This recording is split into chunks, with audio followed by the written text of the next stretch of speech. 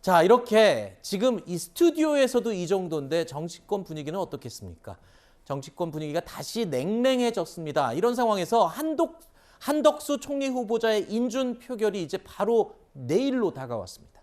윤 대통령은 오늘 출근길에 총리 인준 상황과 관련해서 이런 말을 남겼습니다.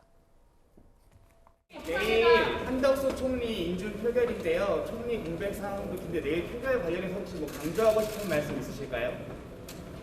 특별한 거 없습니다. 야당에 전하고 싶으신 메시지가 혹시 있으실까요? 글쎄, 뭐 잘 상식에 따라서 잘 처리해 줄 것으로 생각하고 있습니다.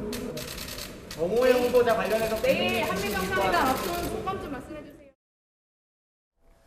바로 내일 국회 본회의에서 이제 한덕수 후보자의 인준 여부가 결정이 됩니다. 이런 상황에서 조금 전에 들으신 것처럼 윤 대통령이 야당을 향해서 상식에 따라서 잘 처리해 줄 것이라는 말을 남겼습니다.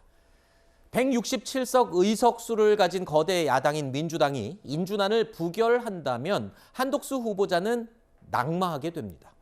박주민 의원은 오늘 라디오 인터뷰를 통해서 내일 의원총회에서 정리되겠지만 청문위원단 차원에서는 일단 부적격 결론을 내렸다라고 밝히기도 했습니다. 민주당 내에서는 총리 인준을 부결시켜야 한다는 기류가 강한 상황입니다. 하지만 야당의 원로 정치인들은 총리 인준은 해줘야 하는 게 아니냐라는 목소리를 내고 있다는 겁니다. 문희상 전 국회의장의 이야기를 들어보시죠. 나는 결국 총리는 인준을 해줘야 된다고 난 생각해요.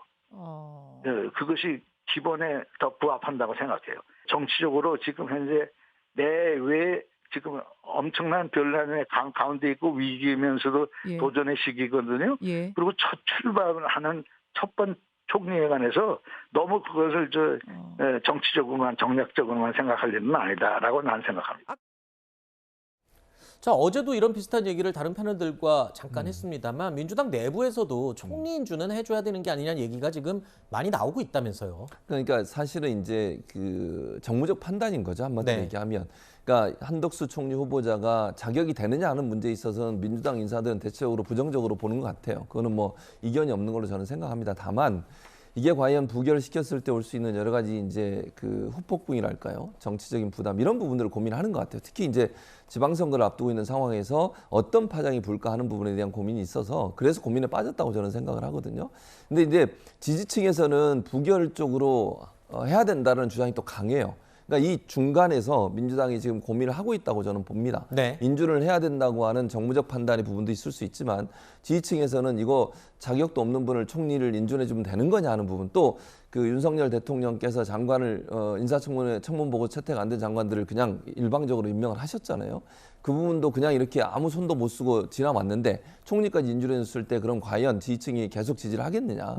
이런 고민인 거예요. 그래서 중간에서 제가 볼 때는 오늘 엄청 고민을 할 겁니다. 어떻게 결정을 할지. 지금으로서도 뭐 예단할 수 없을 것 같아요. 어떻게 될지.